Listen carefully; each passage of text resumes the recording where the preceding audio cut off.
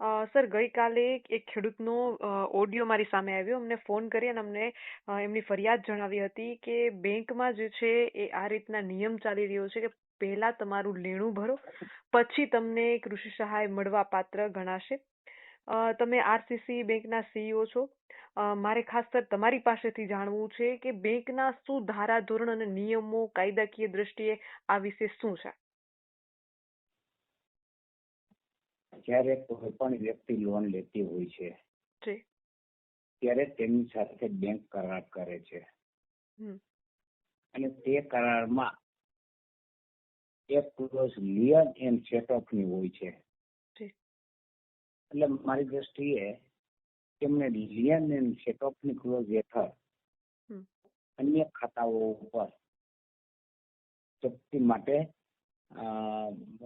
આગળ આવ્યા હોય. પરંતુ અહીંયા બાબત એ છે કે લિયન એન્ડ સેટ ઓફ માટે પણ જે બાકીદાર છે એ જો એનપીએફ ખાતું હોય તો જ કરી શકાય.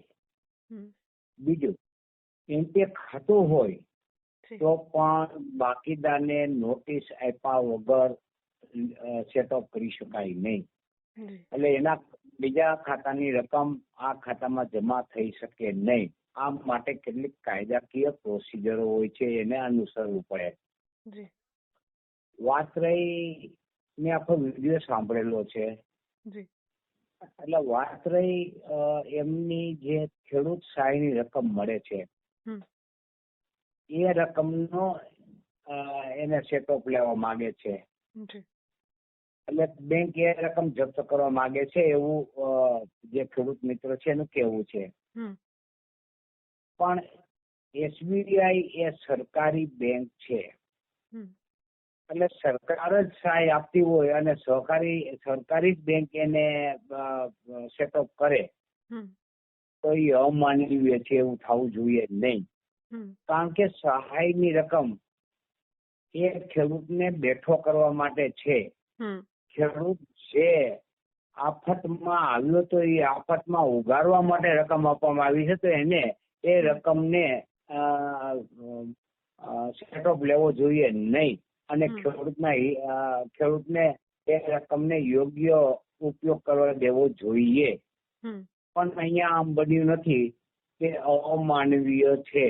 એટલે આ રકમ જપ્ત ન થવી જોઈએ. કાયદો ગમે એ કહેતો હોય, પણ માનવીય રીતે અને સામાજિક રીતે અને સરકારે જે રીતે સહાય આપવા માટે આગળ આવી છે તો એ સહાય અંતિમ એના જે ખર્ચ છે એને પહોંચી વળવા માટે આપવામાં આવી છે. તો એનો ઉપયોગ એન્ડ યુઝ એ તરફ જ થવો જોઈતો હતો. આ લોકોની આવી હેરાનગતિ છે તો એટલા પૂરતું મારી દ્રષ્ટિએ યોગ્ય નથી. બાકી ખાતાઓ જો સેટઅપ કરે તો એ પણ કાયદાકીય પ્રક્રિયા અનુસાર કરવા જોઈએ. તમે રકમ ઉપાડવા આવો અને કે હવે તમારું ખાતું અમે સેટઅપ કરી દીધું છે, એવું ન ચાલે. કારણ કે એને કાયદાકીય રીતે નોટિસ આપવી પડે. આમ કરવામાં આવેલ હોય તો કોઈ વાંધો નથી. જો આમ કરવામાં ન આવેલ હોય તો મારી દ્રષ્ટિએ એ પણ ગેરકાનૂની છે. અને સર ખાસ પ્રશ્ન અહીં મારે એ પૂછવો છે કે જ્યારે જાગૃત ખેડૂત પોતાનો અવાજ ઉઠાવે છે અને ત્યાં જે બેંકમાં ચાલી રહી હોય છે એમને જે રીતના જવાબ આપવામાં આવે છે, તો એ પોતાના ફોનથી વિડીયો બનાવે છે, ફોન કાઢીને કે ભાઈ આ રીતના તમે જે કરી રહ્યા છો તે ખોટું છે. તો એ ખેડૂતનો ફોન જપ્ત કરી લેવામાં આવે છે. તો શું બેંકના કર્મચારીઓ એમની પાસે આવતા ખેડૂતો અથવા કોઈ પણ સામાન્ય નાગરિક પાસેથી ફોન જપ્ત કરી શકે, અથવા તો સામાન્ય નાગરિક બેંકમાં ગેરરીતિ થતી હોય તો વિડીયો બનાવી શકે? શું ધારાધોરણ છે?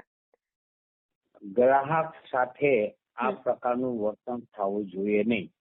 Customer is always king. એને કોઈ પણ નારાજગી હોય તો એને ઓપનમાં સાંભળવી જોઈએ. એમાં વિડીયોગ્રાફી કરે તો પણ ગેરવ્યાજબીપણું હોતું નથી અને એને શાંતિથી સાંભળવા જોઈએ અને શાંતિથી ઉત્તર આપવો જોઈએ. જો શાંતિથી સાંભળે નહીં કે ઉત્તર આપે નહીં તો એને વિનંતી કરવી જોઈએ કે આપ જે કઈ તમારી રજૂઆત છે લેખિતમાં મારી સમક્ષ રજૂ કરશો, અમે એનો લેખિતમાં જવાબ આપશું. અને એને સંયમ જાળવવો જોઈએ. ફોન આંચકી શકાય નહીં. સંયમથી એને એની સાથે સંયમથી વાત કરવી જોઈએ. જો એમ કર્મમાં નિષ્ફળ ગયા હોય તો તે યોગ્ય નથી. આવું થવું જોઈએ નહીં. ગ્રાહક છે તો બેંક છે. બેંકની નિર્ભરતા ગ્રાહક ઉપર હોય છે. ગ્રાહકને ક્યારેય તોછડાપણું હોવું જોઈએ નહીં. ગ્રાહક સાથે ક્યારેય ગેરવર્તન થવું જોઈએ નહીં. જી, ગ્રાહક આપણે કહીએ તો ભગવાન છે, પરંતુ એક ચોક્કસથી ખાસ હજી એ પણ મુદ્દો પૂછીશ કે ખેડૂતે એમ પણ કીધું છે કે એક લોકરમાં અમારા ઘરેણાં હતા તો એમાંથી ઘરેણાંની લેવડ દેવડ પણ કરાવવાની બંધ કરી દીધી. તો શું આ પણ યોગ્ય છે? કોઈ પણ ખાતું ફ્રીઝ કરતા પહેલા, જી, અને ફ્રીઝ કર્યું કહેવાય, જો ફ્રીઝ કરતા પહેલા એમને ગ્રાહકને યોગ્ય નોટિસ આપવી જોઈએ. નોટિસ આપ્યા વગર ફ્રીઝ કરી શકાય નહીં. અને એને જો નોટિસ ન આપી હોય તો આ ગેરકાનૂની છે, ગેરબંધારણીય છે. એ રીતે ખાતું બંધ કરી શકાય નહીં. આ માટે એમણે લોકપાલ એટલે ઓબ્યુસમેન્ટમાં આરબીઆઈ દ્વારા ચલાવવામાં આવે છે તેમાં જવું જોઈએ. એમને ચોક્કસ ન્યાય મળે. અને બેંકના કર્મચારી એ ખેડૂત સાથે એ વિડીયોમાં પણ આપણે જોઈ શકીએ છીએ કે ભાષા વાપરે છે કે તમે સાઈડમાં આવો, તમારી સાથે સાઈડમાં વાત કરું, તમે વિડીયો બંધ કરો, બેંકની બહાર આવો, હું તમને જવાબ આપીશ. તો શું આ પ્રમાણેની ભાષા એ વાપરી શકે? આ શેરીની ભાષા કહેવાય. શેરીની ભાષામાં ગ્રાહક સાથે વાતચીત થઈ શકે નહીં.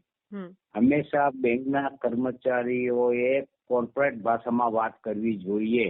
જો આવી રીતે વાત કરવામાં આવી હોય તો મારી દ્રષ્ટિએ એ કસ્ટમર સર્વિસની વિરુદ્ધ છે અને કસ્ટમર સર્વિસ અંગે પણ ફરિયાદ કરી શકાય છે બેન્કિંગ ઓબ્યુસમેન્ટમાં.